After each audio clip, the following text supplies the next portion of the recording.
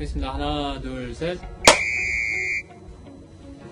네, 작전 타임 2회차 사공선건입니다. 안녕하십니까, 이민준입니다. 네, 저희 일단 사과부터 하고 가시죠. 죄송합니다. 네, 다름이 아니라 지난번 2회차 때 우리가 김광현 선수 내 침이 나와. 호투를 펼치지 못할 거라고 했는데 또 어마어마한 5이닝 무실점 호투를 펼치고 네. 저희가 유튜브 댓글로 많은 비판을 받았습니다. 사실 다시 한번 사과드리고. 네, 어찌됐건 빨리 부상에서 벗어나시고 저희 예상보다도 더 네. 뛰어난 활약 앞으로도 계속 해주시길 바라면서 네, 죄송합니다. 네, 앞으로는 좀 더 잘하는 쪽으로 예상을 해야 그러니까요. 그래야 욕도 좀 덜 먹고 이런 것 같아요. 일단, 아니 또 그렇게 또 할 수는 없겠죠. 데이터에 기반하고 어떤 감에 네. 기반해서 정확하게 이제 예측하는 그날까지. 그래서 오늘은 또 한 주간에 또 가장 뜨거웠던 선수 얘기를 좀 해보고 하는데 김연경 선수 네, 국내 복귀해서 코보컵에서 뛰어난 활약을 보였죠. 네.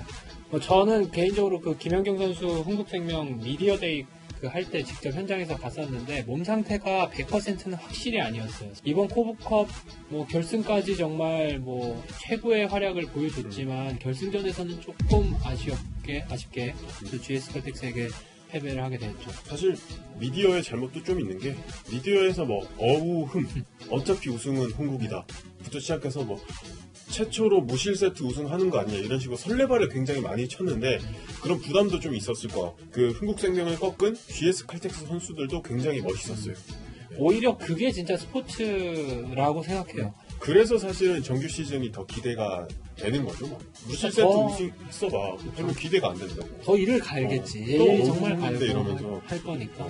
그 사실은 김연경 선수의 그런 이제 성적도 성적이고 리그도 리그지만 우리는 연봉 얘기를 오늘 좀 해볼까요? 자기 연봉을 깎으면서 그걸 감안을 하고 그렇죠. 감내를 하고 이제 흥국생명이 온 거잖아요. 얼마나 깎으면서 왔죠? 추정을 할 수 있는 게 그때 당시에 한 20억 이상 정도는 추정이 됐었습니다. 그 왜 그러냐면 뭐 17억 가까이 받는다고 하는 어떤 언론 기사에 대해서 그것보다 더 많이 받는다는 뉘앙스를 얘기했기 때문에 많은 언론들이 한 20억 정도를 받는데 이번에 흥국생명을 오면서 거의 한 15억 이상 깎는 3억 5천만 원에 3억 5천만 원에 계약을 했죠. 계약을 했습니다. 네. V리그가 사실은 샐러리 캡이 있는 리그이기 때문에 이렇게 말했어요. 후배들에게 피해가 가지 않기 위해서 이 정도 수준의 계약을 했다라고 했는데 사실 페이컷이죠. 네. 엄청난 페이컷이죠. 뭐 우리가 흔히 말해서 요즘에는 마이클 조던이나 메시에 비유되고 있거든요. 김연경 선수가. 그렇죠. 프로라고 하는 건 잘하면 더 많이 받는 게 맞는 건데 거기서 페이컷을 했다는 것은 뭐 일종의 어떻게 보면 패자 같은 선수가 되는 거죠. 패자 계약이죠. 가성비가 높은 선수다. 이렇게 얘기할 수 있겠죠. 사실 그 페이컷이 있었기 때문에 뭐 FA라든가 재계약을 통해서 이다영, 이재영, 이 쌍둥이도 흥국생명이 잡을 수 있었고 슈퍼팀이 됐어요. 어찌되고. 사실 이거를 좀 현실감 있게 하자면 내가 연봉을 2억을 받다가 3,500만 원 받으면서 일하는 거거든요. 그렇죠. 차이가 어마어마한 거죠. 사실. 그러니까 확 오네. 네. 김연경 말고도 이런 쉽게 말하는 그 해자 계약한 선수들 있잖아요. 그래서 뭔가 각 리그별로 혹은 종목별로 한 명씩 좀 꼽아 보려고 합니다. 이민주 기자 어떤 종목 가져가세요? 저는 뭐 제가 담당하고 있는 농구인데 제가 고른 선수는 바로 김국찬 선수고요. 김국찬 선수, 네. 김국찬 선수 한 어느 정도 될 것 같아요. 그래도 중앙대 나오고 그 정도 하고 잘해서 오피스 갔으니까 중앙대 출신이죠. 네, 한 7천만 원은 받지 않을까? 7천만 원. 예. 7천만 원보단 높아요. 그래요? 진짜 너무 낮게 받네. 7천만 원보단 높아요. 근데 이 선수가 얼추 한 1억 원대 정도의 돈을 받습니다. 그래도 억대 연봉자긴 하네요. 네, 억대 연봉자죠. 근데 그럼에도, 이제 그 인센티브 포함. 근데도 해자라고 이제 꼽은 이유가 있을 거예요. 네, 그게 중요한 건데 결국 농구 선수 뭐로 얘기합니까? 기록으로 얘기해야 기록으로 돼요. 얘기해요. 이 선수가 모비스 29경기 동안 28분 출전하면서 평균 12.4점을 넣었습니다. 12.4점. 허운 선수로 비교를 하면 허운 선수가 35경기에서 14.94예요. 근데 허운 선수가 국내 2위거든요. 연봉이? 아니요. 그 득점이? 득점 순위가 2위야. 지금 2점밖에 차이 안 나는 김국찬이 연봉으로 치면 한 2배 이상 다운돼 있어요. 그러니까 한 3배 정도 다운돼 있어. 김국찬 선수의 이 득점만 갖고 얘기를 하자면 이 선수는 사실은 조금 더 받을 수 있는 선수다. 그럼 이 기자가 생각하는 김국찬 선수의 적정 연봉은 한 어느 정도? 지금 받은 거에 한 2배는 더 받아야 된다. 국내 선수가 12점 넣었다. 굉장히 잘하는 거지. 그죠? 굉장히 잘하는 엄청 거죠. 잘하는 거지. 그렇기 때문에 뭐 사실 작년 기준으로 보면 김민구 선수가 있어요. 3,500만 원. 이번에 2억 넘게 올랐어요. 2억 3천만 원. 역대 최고 인상폭 기록하지 않았나요? 올해 역대 최고기 때문에 뭐 있긴 한데. 잘해주네 모비스가. 근데 이제 그렇게 오른 선수가 있기 때문에 여기도 셀러리 캡이 있으니까 이제 반대로 또 김국찬 같은 선수가 좀 파이팅. 저희 이제 야구로 넘어가 볼게요. 자, 일단 1, 2년차 선수들은 제외했어요. 상승폭의 한계가 있기 때문에, 그리고 야구는 선수층이 워낙 두텁기 때문에 1, 2년차 선수들이 뭔가 특출나지 않은 경우에는 자신의 성적을 보여주기가 쉽지가 않아. 나름 베테랑 중에서 뽑아왔습니다. 자, 이 선수도 예측을 못하실 것 같아요. 롯데 자이언츠의 정훈 선수입니다. 정훈 선수가 사실 그렇게 그러니까 내셔널하게 유명한 선수는 아니에요. 물론 부산에서는 굉장히 유명한 선수인데 이 선수의 연봉이 6,400만 원이에요. 이 롯데자이언츠에서 같이 뛰고 있는 선수들의 연봉을 한번 봤더니 이대호 25억, 손아섭 20억, 민병헌 12억 5천, 전준우 5억, 안치홍 2억 9천이에요. 근데 이 선수 6,400만 원이에요.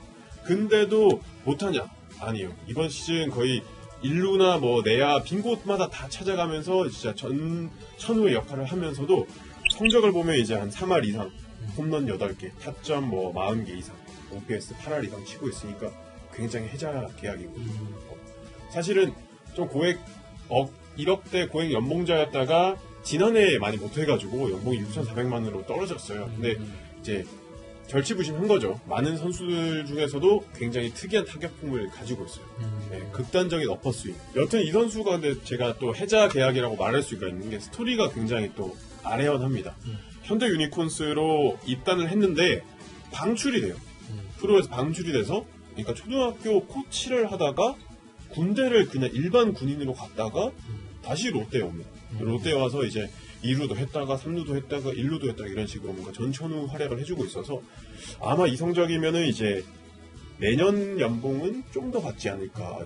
NC의 강진성 선수도 타격 10권 안에 들 정도로 굉장히 뛰어난 활약을 해주고 있는데 연봉이 3,800만 원밖에 되지 않고, NC의 또 구창모 선수 역시 올해 1억 8천 정도, 뭐 이런 선수들을 대표적인 해자 연봉 계약이라고 말할 수 있을 것 같습니다. 이제 야구는 다 됐나요?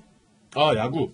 또 이제 해외 야구에서도 이제 해자 계약 이런 걸 따져볼 수 있는데 우리 김광현 선수가 지금 성적을 놓고 보니까 해자 계약이에요. 네. 사실 메이저리거가 코로나로 인해서 축소 시즌을 치르면서 축소된 만큼의 연봉만 받거든요. 37%밖에 받지 못합니다. 240억을 받아야 되는 유현진이 88억을 받고요.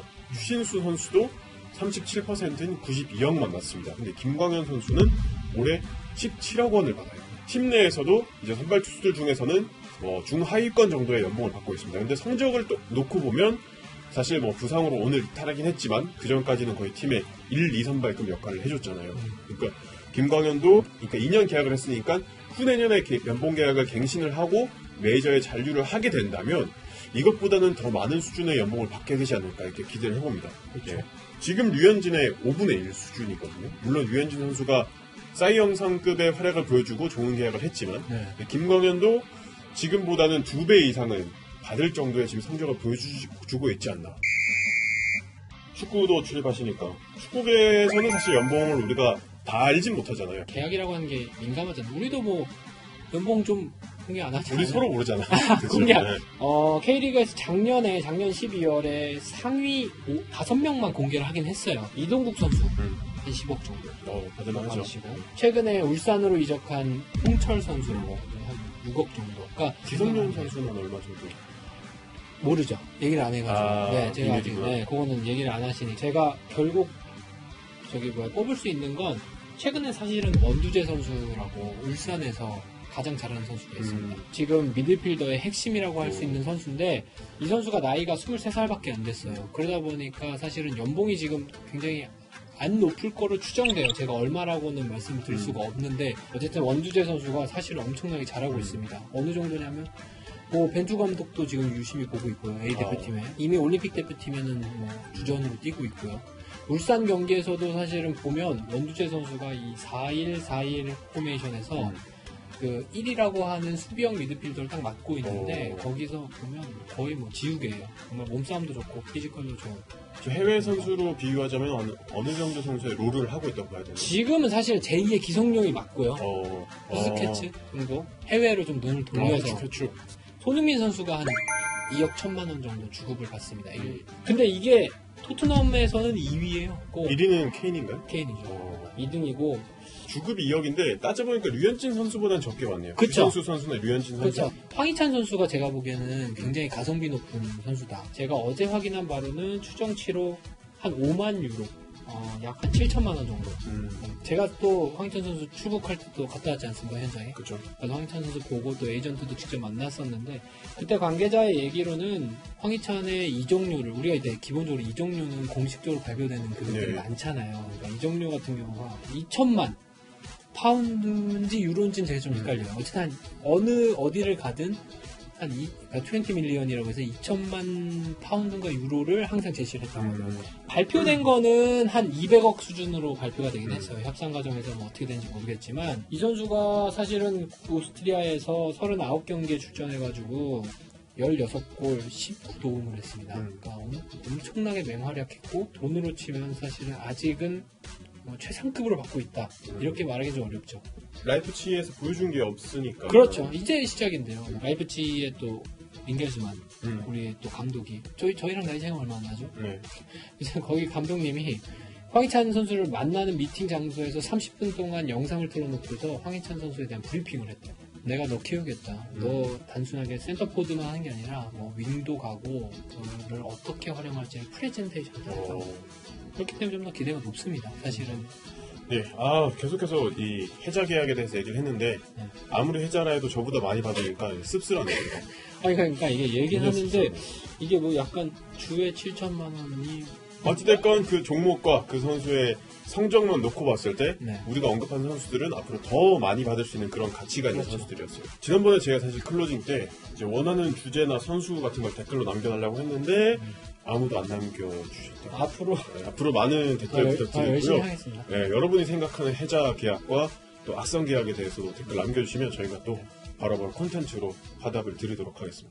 안녕히 계세요. 네, 뭐 오늘 어쨌든 작전 타임 2화 뭐 이것저것 얘기를 좀 했는데 돈 얘기 많이 했는데 보는 분들은 돈 얘기라서 좀 즐겁지 않으셨을까? 그 사실은 하는 우리는 약간 웃음기를 너무 쫙 뺀 거 아닌가? 약간 좀 진지했던 것 같아. 너무 유머가 좀 빠진 것 같은 느낌이긴 한데 지난번 또 딱히 의문 없었어.